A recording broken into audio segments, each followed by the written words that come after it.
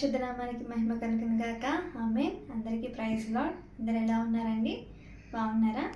అయితే ఈరోజు దేవుడిస్తున్న యొక్క వాగ్దానాన్ని మనము ధ్యానించుకుందాము. కీర్తనలు 103వ కీర్తన 13వ వచనము. తండ్రి తన కుమారుని ఎడల జాలిపడినట్లు యెహోవా తన యందు భయభక్తులు గల వారి ఎడల జాలిపడును. ఆమేన్. దేవుడిస్తున్న యొక్క వాగ్దానం ఏంటంటే, తండ్రి తన కుమారుని ఎడల ఏ విధంగా అయితే జాలి పడతాడో, దేవుని యందు భయభక్తులు కలిగిన వారి ఎడల కూడా దేవుడు జాలి పడతాడు. అయితే ఇది ఈక్వల్ అంటే కాదు. తండ్రి ఆ ప్లేస్లో చాలామంది జాలి చూపిస్తారు, కానీ ఆ జాలి ఏదో ఏదో ఒకటి ఎక్స్పెక్ట్ చేస్తూ ఉంటారు మన నుంచి. బట్ స్టిల్ మన తండ్రి, మన పరమ తండ్రి, మరి ఆయన చూపించే జాలి ఎంత గొప్పదంటే చాలా అమూల్యమైన గొప్పది ఆయన జాలి. ఎట్లాంటి జాలి అంటే ఏంటి ఆ జాలి అంటే, మనం ఏ పాపం చేసినా మన పాపాన్ని బట్టి మనకి ప్రతిఫలం ఇవ్వలేదు, కానీ ఆయన జాలి చూపించబట్టే మనకి ఈరోజు ఆయన రక్షణ అనేది మనకి దొరికింది.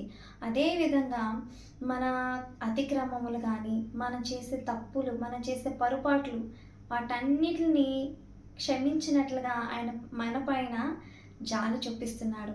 అదేవిధంగా మన బలహీనతలో మనం బలపరిచినట్లుగా ఆయన మన ఎడల జాలి చూపిస్తున్నాడు. ఎందుకంటే మన బలహీనతలో మనల్ని బలపరిచేవడానికి ఎవ్వరూ ఉండరు.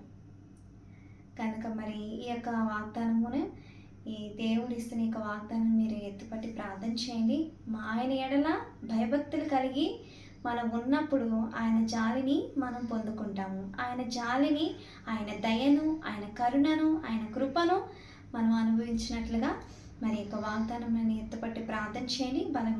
బలమైన కార్యాలు మన జీవితాల్లో దేవుడు జరిగించును గాక. ఆమె ప్రార్థించుకుందాం. మహాపరిశుద్ధుల మహోన్నతుల నీకు స్తోత్రము తండ్రి. మరి నాయన ఇచ్చిన నీకు వాగ్దానం బట్టి నీకు వందనాలు, కృతజ్ఞతాస్తుతులు చెల్లిస్తున్నాము. మరి నీ ఎడల భయభక్తులు కలిగిన వారి ఎడల మనని నీ జాలిని అనుగ్రహిస్తానని నేను వాగ్దానం అందించినందుకు నీకు వందనాలు ప్రభా. నీ ఎడల భయభక్తులు కలిగిన వారు నేను నీ యొక్క జాలిని నాయన అందరికీ నువ్వు అనుగ్రహించి నీ నామానికి మహిమను తెచ్చుకోమని ప్రార్థిస్తున్నాను ప్రభా. ఇచ్చిన యొక్క వాగ్దానం ప్రతి ఒక్కరి పట్ల నెరవేర్చని ఎవరైతే వింటున్నారో